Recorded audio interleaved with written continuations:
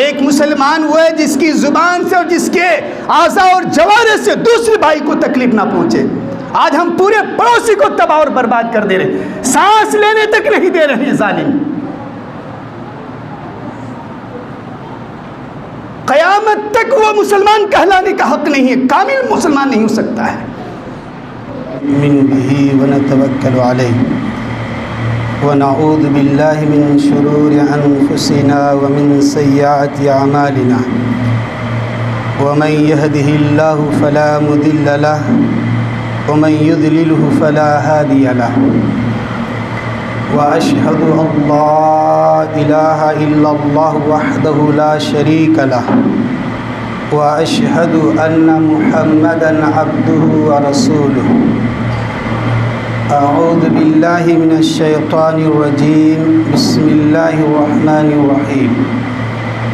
یا ایہا الذین آمنوا اتقوا اللہ حق تقاتہ ولا تموتن الا وانتم مسلمون۔ یا ایہا الناس اتقوا ربکم الذی خلقکم من نفس واحدہ وخلق منها زوجها وبث منهما رجالا كثيرا ونساء واتقوا الله الذي تساءلون به والأرحام إن الله كان عليكم رقيبا۔ يا أيها الذين آمنوا اتقوا الله وقولوا قولا سديدا يصلح لكم أعمالكم ويغفر لكم ذنوبكم ومن يطع الله ورسوله فقد فاز فوزا عظيما۔ أما بعد فإن خير الحديث كتاب الله وخير الهدي هدي محمد صلى الله عليه وسلم وشر الأمور محدثاتها وكل محدثة بدعة وكل بدعة ضلالة وكل ضلالة في النار۔ اعوذ باللہ من الشیطان الرجیم، بسم اللہ الرحمن الرحیم۔ والذین هم لأماناتهم وعهدهم راعون۔ رب اشرح لي صدری ويسر لي أمری واحلل عقدة من لسانی يفقهوا قولی۔ رب زدنی علما، اللہم رب زدنی علما۔ معزز حاضرین جمعہ، دینی و اسلامی بھائیوں، بزرگوں، نوجوان ساتھیوں، عزیز بچوں، ملت اسلامیہ کی پردہ نشین خواتین، مائیں اور بہنیں، ہر قسم کی تعریف، حمد و ثنا، کبریائی اور بڑائی، بزرگی اور برتری، رفعت و عظمت اللہ رب العالمین کے لیے لائق و زیبا ہے اور سزاوار ہے، جو ہم تمام لوگوں کا خالق ہے، ہم تمام لوگوں کا مالک ہے، ہم تمام لوگوں کا رازق ہے، مشفق ہے، مربی ہے، پالنہار ہے، جس نے ہمیں اور آپ کو پیدا فرمایا، اشرف المخلوقات بنایا، ایمان اور اسلام جیسی بیش بہا دولت سے نوازا، جس نے انسانیت کی رشد و ہدایت کے لیے اسے صحیح راستے پر اور صحیح ڈگر پر لانے کے لیے بے شمار انبیاء کرام علیہم السلام کو مبعوث فرمایا۔ ان انبیاء پر گاہے بگاہے، وقتاً فوقتاً، رفتہ رفتہ، جستہ جستہ ان پر آسمانی کتابیں اتارتا رہا، صحیفے اتارتا رہا۔ ان تمام انبیاء کرام علیہم السلام پر درود و سلام ہو۔ بالخصوص آخری اور پیارے نبی جناب محمد رسول اللہ صلی اللہ علیہ وسلم پر لاکھوں کروڑوں درود و سلام ہو۔ آسمان کے ستارے سے بڑھ کر، زمین کے ذرات سے بڑھ کر کے، سمندر کے قطرات سے بڑھ کر کے اس نبی پر درود و سلام ہو، جس کی امت ہونے کا اللہ تبارک و تعالیٰ نے ہمیں اور آپ کو اعزاز بخشا۔ اللہم صلی علی محمد وعلی آل محمد کما صلیت علی ابراہیم وعلی آل ابراہیم انک حمید مجید۔ اللہم بارک علی محمد وعلی آل محمد کما بارکت علی ابراہیم وعلی آل ابراہیم انک حمید مجید۔ محترم حاضرین جمعہ، نوجوان ساتھیوں، خطبہ مسنونہ کے بعد سورہ معارج کی آیت نمبر 32 آپ کے سامنے پڑھی گئی ہے، اور امانت کے تعلق سے اختصار کے ساتھ گفتگو کرنے کی کوشش کریں گے۔ امانت کا معنی کیا ہے، اس کا مفہوم کیا ہے، اس کی تعریف کیا ہے، اسے سمجھنا بہت ضروری ہے۔ امانت نام ہے ہیا اداء الحقوق والمحافظۃ علیہا، دو چیزوں کے مجموعے کا نام امانت ہے، حقوق کی ادائیگی کا نام۔ یہ حقوق بیوی کے بھی ہو سکتے ہیں، شوہر کے بھی ہو سکتے ہیں، ماں باپ کے بھی ہو سکتے ہیں، والدین کے بھی ہو سکتے ہیں، اولاد کے بھی ہو سکتے ہیں، بھائی بہنوں کے بھی ہو سکتے ہیں، اللہ تبارک و تعالیٰ کے بھی یہ حقوق ہو سکتے ہیں۔ تو اداء الحقوق والمحافظۃ علیہا گویا حقوق کی ادائیگی کا نام، اور اس کی حفاظت کرنے، اس کی پاسداری کرنے اور اس کی خیال رکھنے کا نام امانت ہے۔ سن 8 ہجری میں جب اللہ کے رسول صلی اللہ علیہ وسلم فاتحانہ انداز میں مکۃ المکرمہ داخل ہوتے ہیں، جب جاء الحق وزهق الباطل ان الباطل کان زہوقا نازل ہوتی ہے، تو آپ صلی اللہ علیہ وسلم جاتے ہیں، خانہ کعبہ جاتے ہیں۔ عثمان بن طلحہ بن ابی طلحہ کے پاس خانہ کعبہ کی چابی ہوتی ہے۔ ایک زمانے سے ان کا خاندان کلید بردار چلا رہا تھا۔ خانہ کعبہ کی چابی جس خاندان کے اندر ہو، یہ بہت شرف کی بات ہے، بہت بڑا اعزاز ہے، اللہ تبارک و تعالیٰ کی طرف سے بہت تکریم کی بات ہے۔ تو ایک زمانے سے اس خاندان کے اندر خانہ کعبہ کی چابی رکھنے کا سلسلہ شروع تھا۔ آپ نے عثمان بن ابی طلحہ کو بلایا، خانہ کعبہ کی آپ نے چابی لی، دروازہ کھولا، آپ اندر گئے۔ اندر جانے کے بعد حضرت بلال رضی اللہ تعالیٰ عنہ ساتھ ہیں، حضرت اسامہ بن زید، حضرت حارث بن زید بن حارثہ رضی اللہ تعالیٰ عنہ آپ کے ساتھ ہیں، ایک اور صحابی ہے۔ اندر جانے کے بعد 360 مورتیوں کو آپ نے توڑا، لکڑیوں سے توڑا، اس کو گرایا۔ خانہ کعبہ کے اندر کا جو حصہ تھا 360 مورتیاں رکھی ہوئی تھیں، اس کو گرایا۔ جاء الحق وزهق الباطل ان الباطل کان زہوقا، آیت کریمہ نازل ہو رہی ہے۔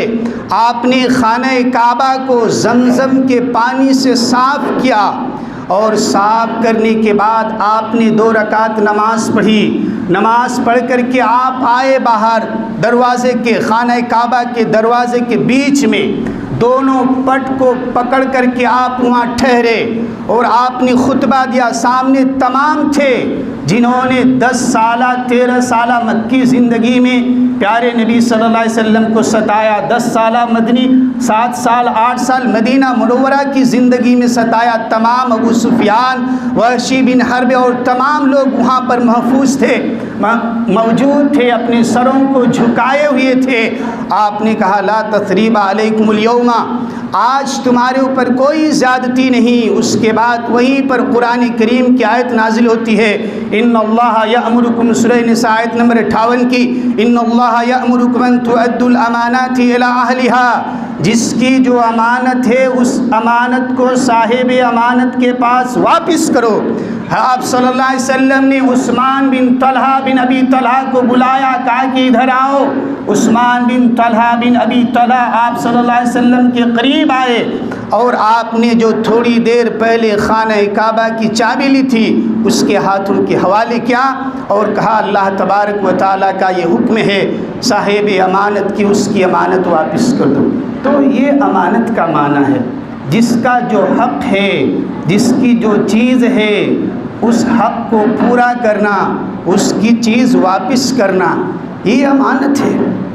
بہت وسیع معنی اور مفہوم ہے امانت کا۔ اولاد امانت ہے ہماری، اولاد ہماری امانت ہے۔ اور قیامت کے بارے میں اللہ تبارک و تعالیٰ اس امانت کے بارے میں ہم سے پوچھے گا۔ ہماری 3 اولاد ہے، 4 اولاد ہے، 5 اولاد ہے، 10 اولاد ہے، یہ اللہ تبارک و تعالیٰ نے امانت کے طور پر اس اولاد کو ماں اور باپ کے حوالے کیا اور اس کے سپرد کیا ہے۔ ایک باپ کی ذمہ داری اور ایک ماں کی ذمہ داری صرف یہی نہیں ہے اس کا کھانا مہیا کرایا جائے، اس کے کپڑے کا انتظام کیا جائے، بیمار کے وقت اس کی بیماری کے لیے علاج اور معالجے کا انتظام کیا جائے، یہی ایک ماں اور باپ کی ذمہ داری نہیں ہے۔ ایک ماں اور باپ کی ذمہ داری یہ ہے کہ اس کو تعلیم سکھائے، اپنی اولاد کو تعلیم سے روشناس کرائے۔ اور کتنا وہ باپ کہلانے کا حق ہی نہیں ہے، وہ ناکارہ باپ ہے، وہ ناکارہ ماں ہے۔ اس ماں کو شرم سے ڈوب جانا چاہیے، اس باپ کو شرم سے سرشار ہو جانا چاہیے جو اپنی اولاد کو تعلیم نہ دے سکے۔ وہ اس کی امانت ہے اولاد۔ قیامت کے بارے میں اللہ تبارک و تعالیٰ پوچھے گا اس اولاد کے بارے میں، یہ امانت ہے، یہ واپس کرنا ہے اللہ تبارک و تعالیٰ کے۔ اور ایسے نہیں، صحیح بخاری کے اندر الادب المفرد کے اندر امام بخاری نے باب باندھا ہے، بہت بڑا پیارا باب ہے، کہا تعلیم الرجل امتہ و اہلہ۔ اس کے بعد پھر احادیث کو بیان کیا ہے۔ باب کا ترجمہ دیکھیے، کہا امام بخاری نے یہ باب ہے آدمی کا اپنی نوکرانی کو پڑھانے کا اور اپنی بیوی کو پڑھانے کا باب۔ اور کیجئے گا، بہت نکتے کی بات بتا رہا ہوں۔ امام بخاری نے باب باندھا ہے تعلیم الرجل امتہ و اہلہ، یہ باب ہے آدمی کا اپنی نوکرانی کو اور اپنی بیوی کو، اہل و عیال کو پڑھانے کا۔ باب کیسا ہونا چاہیے؟ یہ باب ہے آدمی کا اپنی اولاد کو، اپنی بیوی کو اور اپنی نوکرانی کو پڑھانے کا باب۔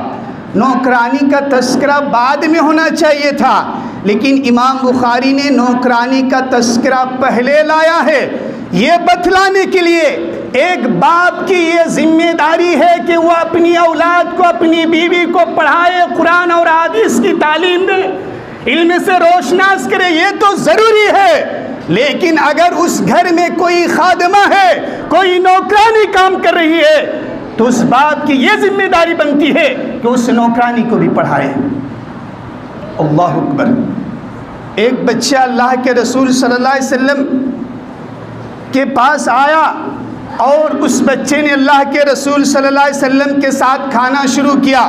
اس کا ہاتھ کبھی دائیں جا رہا تھا، کبھی بائیں جا رہا تھا، کبھی سامنے سے جا رہا تھا، کبھی بیچ سے کھا رہا تھا۔ آپ صلی اللہ علیہ وسلم نے کہا یا غلام، اے غلام، اے بچہ، سم اللہ، اللہ کا نام لے کر کھاؤ، وَكُلْ بِيَمِينِكَ، سیدھے ہاتھ سے کھاؤ، وَكُلْ مِمَّا يَلِيكَ، اور سامنے سے کھاؤ۔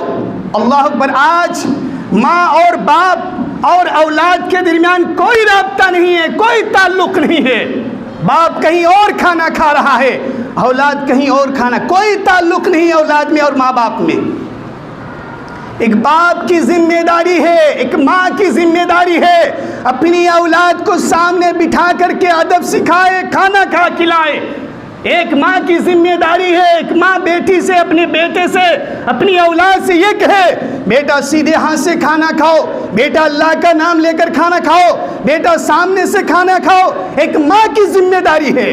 اور اگر ایک ماں یہ کردار ادا نہیں کر رہی ہے، ایک باپ یہ کردار ادا نہیں کر رہا ہے، ایک باپ کا بیٹے سے کوئی تعلق نہیں، ایک ماں کا اپنی اولاد سے کوئی تعلق نہیں، یاد رکھیے اس بیٹے کی پرورش صحیح نہیں ہوگی، اس بیٹی کی پرورش صحیح نہیں ہوگی، اور آگے چل کر کے یہی اولاد اپنے والدین کو ماریں گے، لاٹھی سے ماریں گے۔ ایک زمانہ آئے گا اولاد اپنے والدین کو ماریں گے، اور آ رہا، دنیا دیکھ رہی ہے، زمانہ دیکھ رہا ہے۔ غلطی بچوں کی نہیں، غلطی ماں اور باپ کی ہے۔ اللہ کے رسول جناب محمد رسول اللہ صلی اللہ علیہ وسلم نے فرمایا کلکم راعٍ وکلکم مسئول عن رعیتہ، تم میں سے ہر ایک آدمی ذمہ دار ہے اور ہر ایک آدمی سے اس کے بارے میں پوچھا جائے گا، اس کی ذمہ داری کے بارے میں۔ فالامام راعٍ وَهُوَ مَسْئُولٌ عَنْ رَعِيَّتِهِ، ایک امام، ایک سلطان، ایک حاکم ذمہ دار ہے اور اس کی رعیت کے بارے میں قیامت کے دن اسے پوچھا جائے گا۔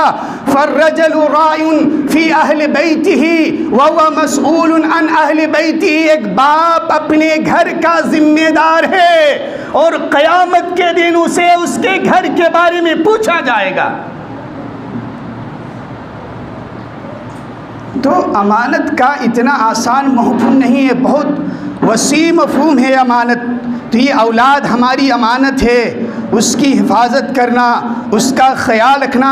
حضرت علی رضی اللہ تعالیٰ عنہ فرماتے ہیں علموا اولادکم الخیر وادبوہم۔ حضرت علی رضی اللہ، مسند رزاق کی روایت ہے، حضرت علی رضی اللہ تعالیٰ عنہ فرماتے ہیں اپنی اولاد کو خیر کی تعلیم دو اور ادب کی تعلیم دو۔ آج بچوں کے اندر یہ نہیں ہے، اخلاق نہیں ہے، تعلیم ہے، اخلاق نہیں ہے۔ نہ باپ کی قدر اس کو معلوم ہے، نہ ماں کی قدر معلوم ہے، نہ بڑوں کا اس کو احترام معلوم ہے، نہ چھوٹوں پر شفقت اور ہمدردی اسے معلوم۔ کیوں؟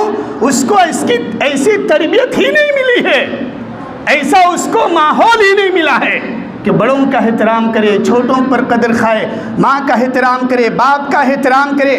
غلطی اولاد کی نہیں، والدین کی ہے۔ زبان ایک امانت ہے، یہ زبان امانت ہے۔ یہ 6 انچ کی زبان، چمڑے کی زبان، یہ امانت کے طور پر اللہ تبارک و تعالیٰ نے ہمیں یہ زبان عطا فرمایا ہے۔ اگر اس زبان کا غلط استعمال کریں گے، اللہ تبارک و تعالیٰ قیامت کے دن ہمیں اس زبان کے بارے میں پوچھے گا۔ آج صبح سے لے کر شام تک آپ محاسبہ کیجئے، اس زبان سے کتنی رشتہ داریاں خراب ہو جاتی ہیں، کتنی شادی بیاہ کے رسم و رواج ٹوٹ جاتے ہیں، کتنے گھر اجڑ جاتے ہیں، کتنی دوستیاں تباہ اور برباد ہو جاتی ہیں اسی زبان کی وجہ سے۔ یہ زبان اگر جنت میں جانے کا سبب بھی ہے تو جہنم میں جانے کا سبب بھی ہے۔ اللہ کے رسول سے یہ خواتین بڑی لعن طعن کرتی ہیں، بڑی نافرمانیاں کرتی ہیں، شوہروں کی بڑی ناقدری کرتی ہیں، قیامت کے دن سے بھی پوچھا جائے گا امانت کے بارے میں۔ معراج کے موقع پر اللہ کے رسول صلی اللہ علیہ وسلم جب واپس آئے، سب سے زیادہ عورتوں کو دیکھا جہنم میں۔ اللہ کے رسول صلی اللہ علیہ وسلم سے خاتون کھڑی ہوئی، آپ نے بیان فرمایا، عورتوں کے بیچ میں آپ نے کہا اور دھڑلے سے کہا کہ میں نے سب سے زیادہ تم عورتوں کو جہنم میں دیکھا ہے۔ ایک بڑی جری اور بہادر قسم کی خاتون تھی، کھڑی ہوئی، کہا کہ وہ بیما یا رسول اللہ، اے اللہ کے رسول، آپ نے ہم عورتوں کو سب سے زیادہ جہنم میں دیکھا، اس کی وجہ کیا ہے، ریزن کیا ہے؟ 2 چیزیں آپ نے فرمایا، کہا تکفرن العشیرہ وتکثرن اللعنہ، کہا کہ تم شوہروں کی بڑی نافرمانی کرتی ہو اور لعن طعن بڑی کرتی ہو چھوٹی چھوٹی باتوں کی وجہ سے۔ تو یہ اس زبان کی اگر آپ حفاظت کریں گے تو اللہ کے رسول صلی اللہ علیہ وسلم جنت کی گواہی دے رہے ہیں، جنت کی ذمہ داری لے رہے ہیں۔ پھر کیا وجہ ہے کہ اللہ تبارک و تعالیٰ مردوں سے زیادہ عورتوں کو جہنم میں ڈالے گا؟ اس کی وجہ یہ ہے ان کی زبان ان کے کنٹرول میں نہیں ہے، وہ زبان پر قادر نہیں ہے، کنٹرول نہیں ہے، اس کی زبان بے لگام ہے، اس کو اپنی زبان پر کنٹرول نہیں ہے۔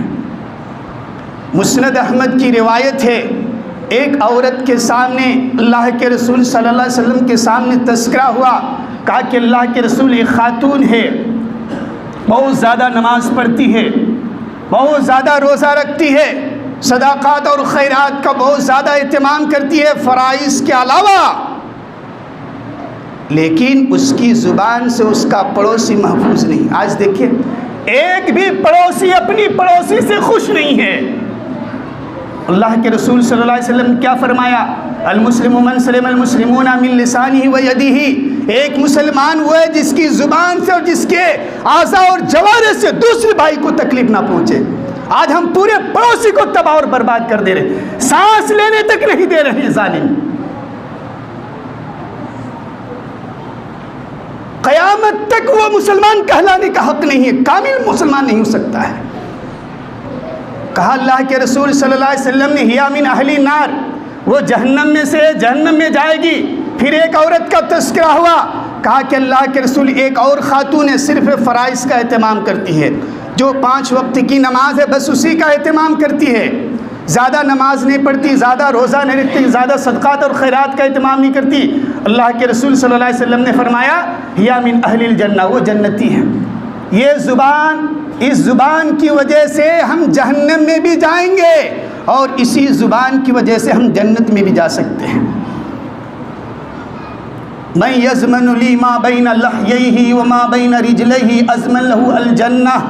اللہ کے رسول صلی اللہ علیہ وسلم فرماتے ہیں جو آدمی اپنے اس دونوں جیبڑوں کے درمیان جو اس کی زبان ہے، 4 انچ کی 5 انچ کی جو زبان ہے، جو آدمی اس کی ضمانت مجھے دے دے اور اپنے دونوں پیروں کے درمیان جو اس کی عزت چھپی ہوئی ہے اس کی ضمانت دے دے، میں اسے جنت کی ضمانت دیتا ہوں۔ اور آج ہم سب سے زیادہ جس چیز پر ہمارا قابو اور کنٹرول نہیں ہے تو یہ ہماری زبان ہے اور یہ ہماری شرمگاہ ہے جو جہنم میں جانے کا سبب ہے۔ تو یہ زبان بھی امانت ہے، یہ ہاتھ بھی امانت ہے، یہ پیر بھی امانت ہے۔ اس ہاتھ کو غلط طریقے سے استعمال کریں گے اللہ تبارک و تعالیٰ کی یہاں خیانت میں شمار ہوگا اور اس کا جواب دینا ہوگا۔ اور اس پیر کو اگر ہم غلط طریقے سے استعمال کریں گے، غلط راستے پر لے جائیں گے، یہ امانت میں خیانت ہوگی اور قیامت کے دن اس کا بھی ہمیں حساب دینا ہوگا اور اللہ تبارک و تعالیٰ کے سامنے مجرم بن کر، ظالم بن کر اور پاپی بن کر کے ہمیں کھڑا ہونا پڑے گا۔ اللہ تبارک و تعالیٰ کی یہاں بہت انصاف ہے، رائی کے دانے کے برابر بھی اس کے یہاں ناانصافی ہوگی۔ یہ دنیا ہے، اس رنگین دنیا میں اور اس مکار دنیا میں اور اس جعلی ساز اور عیار دنیا میں ہم جیسے چاہیں زندگی گزار لیں، لیکن یہ زندگی ہمیشہ کے لیے نہیں ہے۔ وَمَا الْحَيَاةُ الدُّنْيَا إِلَّا مَتَاعُ الْغُرُورِ، یہ تو دھوکے کا سامان ہے، ساز و سامان کی ایک ٹٹی ہے، ایک بھول بھلیاں ہے، اس کی ایک چمک ہے، رمک ہے، اس کی رعنایاں اور اس کی دل فریبیوں میں ہمیں گم نہیں ہونا ہے۔ اس کی ویلو اللہ تبارک و تعالیٰ کی ہاں مچھر کے ایک پر کے برابر بھی نہیں ہے۔ اس دنیا کی ویلو ہے، یہ دنیا اللہ تبارک و تعالیٰ نے فرمایا، اللہ کے رسول صلی اللہ علیہ وسلم نے سنن ترمذی کی روایت ہے، لا تعدلوا عند اللہ جناح بعوضۃ، مچھر کے پر کے برابر بھی نہیں ہے۔ اگر اس کو ویلو ہوتی اللہ تبارک و تعالیٰ کی یہاں تو ہم کسی کافر کو پانی کا گھونٹ تک نہیں پلاتے، لیکن اللہ تعالیٰ پلا رہا ہے کافر کو۔ اس کا مطلب یہ ہے اس دنیا کی ویلو مچھر کے پر کے برابر بھی نہیں ہے۔ امام اسمعی ایک لغت کے بہت بڑے امام گزرے ہیں، کہا وَمَا الْحَيَاةُ الدُّنْيَا إِلَّا مَتَاعُ الْغُرُورِ کہ اللہ تعالیٰ نے اس دنیا کو متاع کہا ہے، کہ متاع کہا اللہ تعالیٰ نے کہ یہ دنیا متاع ہے، تو متاع آخر کس چڑیے کا نام ہے؟ عرب میں لفظ متاع کس کو بولتے ہیں؟ قریہ قریہ جانے لگے، بستی بستی جانے لگے، گاؤں گاؤں جانے لگے۔ گاؤں میں پیور عربی زبان بولی جاتی ہے، اس لیے اس لفظ کی تحقیق میں امام اسمعی نکل گئے، بستی بستی گزر رہے، گاؤں گاؤں گزر رہے۔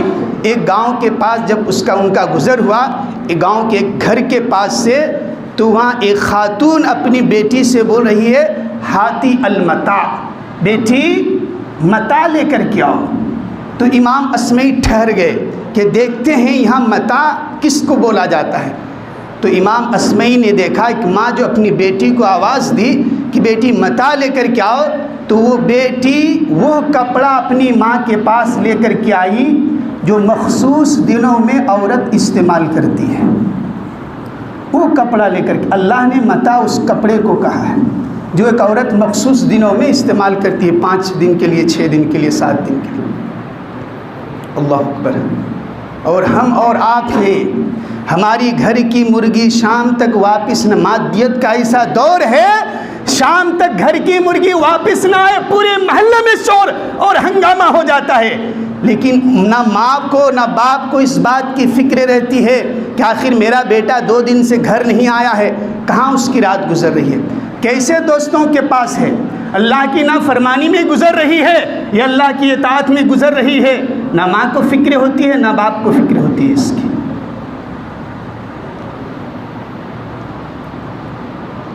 تو زبان ایک امانت ہے، اور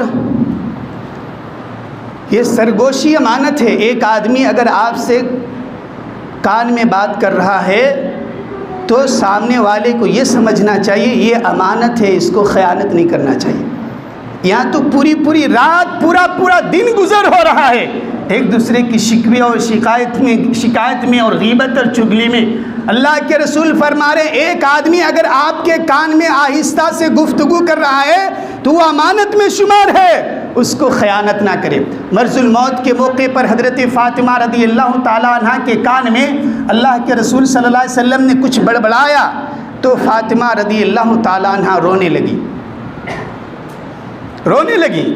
آخری دنوں میں جب آپ صلی اللہ علیہ وسلم کا انتقال ہو رہا تھا، پھر پلٹ کر کے کان میں کچھ کہا آپ صلی اللہ علیہ وسلم نے حضرت فاطمہ رضی اللہ تعالیٰ عنہ سے، تو حضرت فاطمہ رضی اللہ تعالیٰ عنہ ہنسنے لگی۔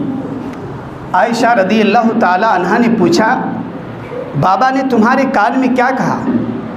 فاطمہ رضی اللہ تعالیٰ عنہ نے کہا یہ میرے بابا کی امانت ہے، میں اسے نہیں بتاؤں گی۔ اللہ اکبر۔ تو اگر آپ کے کان میں کوئی پھسپھسی کر رہا ہے، آہستہ سے کر رہا ہے، تو اسے سمجھ جانا چاہیے یہ امانت ہے، اسے خیانت نہیں کرنا ہے، اور امانت میں خیانت کرنا یہ قیامت کی نشانی ہے۔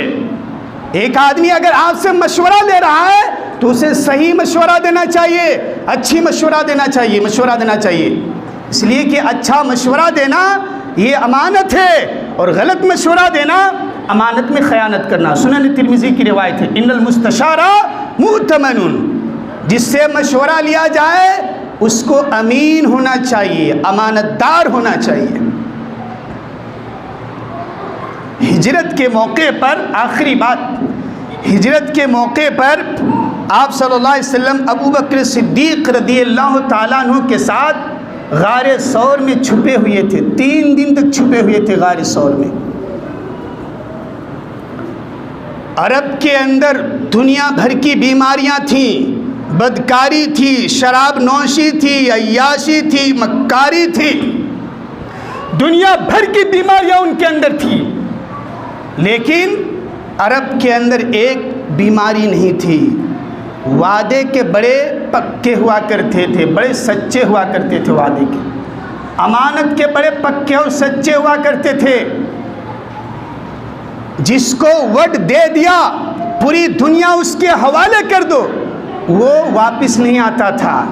تو ہجرت کے موقع پر 3 دن تک اللہ کے رسول صلی اللہ علیہ وسلم ابو بکر صدیق رضی اللہ تعالیٰ عنہ کے ساتھ غار ثور میں چھپے ہوئے تھے، اور عبداللہ بن اریقط نامی ایک کافر سے، مسلمان نہیں تھا، کافر تھا، چند سکوں پر گفتگو ہوئی تھی، 3 دن کے بعد غار ثور آنا اور تم ہمیں لے کر کے مدینہ پہنچا دینا۔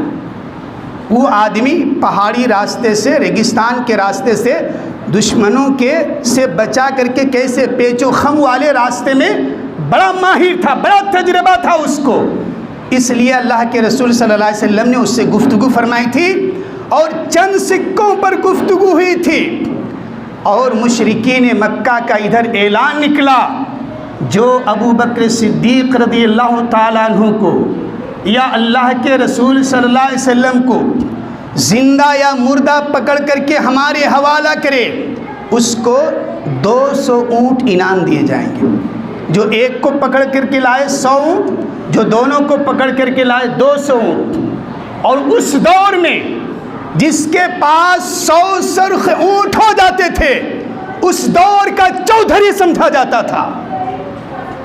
اور عبداللہ بن اریقط کو معلوم تھا، یہ اعلان بھی معلوم تھا اور یہ انعام بھی معلوم تھا، لیکن عرب کے لوگ جس کو زبان دے دیتے تھے، جس سے وعدہ کر لیتے تھے، پھر مکرتے تھے نہیں، پلٹتے تھے نہیں۔ معلوم تھا عبداللہ بن اریقط کو کہ یہ مشرک کن کو تلاش کر رہے ہیں، اور ان کے شکار کہاں چھپے ہوئے ہیں، لیکن بتایا نہیں اس نے۔ ٹھیک وعدے کے مطابق 3 دن کے بعد غار ثور پہنچا اور ابو بکر صدیق رضی اللہ تعالیٰ عنہ کو اور ہمارے رسول صلی اللہ علیہ وسلم کو ایک سواری پر بٹھا کر کے مشرکین مکہ سے بچتے بچاتے، ریگستان کے پیچ و خم راستوں سے بچاتے ہوئے مدینہ منورہ پہنچا دیا۔ تو یہ ہے امانت۔ اگر اس امانت میں خیانت کریں گے تو یہ قیامت کی نشانی ہے۔ ایک اعرابی اللہ کے رسول صلی اللہ علیہ وسلم کے پاس آیا، کہا اللہ کے رسول مت الساعۃ۔ اعرابی دیہاتی آداب اخلاق سے وہ ماورا ہوتے ہیں، کہا اللہ کے رسول کچھ بھی نہیں، سلام دعا کچھ بھی نہیں، مت الساعۃ یا رسول اللہ، اے اللہ کے رسول قیامت کب آئے گی؟ آپ صلی اللہ علیہ وسلم نے فرمایا اذا ضیعت الامانہ فانتظر الساعہ، جب امانت میں خیانت ہونے لگے تو قیامت کا انتظار کرنا۔ خلاصہ یہ ہے، اللہ تبارک و تعالیٰ سے دعا ہے کہ اللہ تبارک و تعالیٰ امانت کے طور پر ہمیں جو بھی ملی ہے، خواہ وہ اولاد کی شکل میں ہو، زبان کی شکل میں ہو، ہاتھ اور پیر کی شکل میں ہو، بیوی کی شکل میں ہو، بھائی کی شکل میں ہو، بہن کی شکل میں ہو، جس شکل میں بھی ہو، اللہ تبارک و تعالیٰ نے جو ہمیں امانت دی ہے اس امانت کو پورا کرنے اور اس پر کھرا اور پکا اترنے کی اللہ تعالیٰ ہم تمام لوگوں کو توفیق خاص عنایت فرمائیں۔ اللہم آمین۔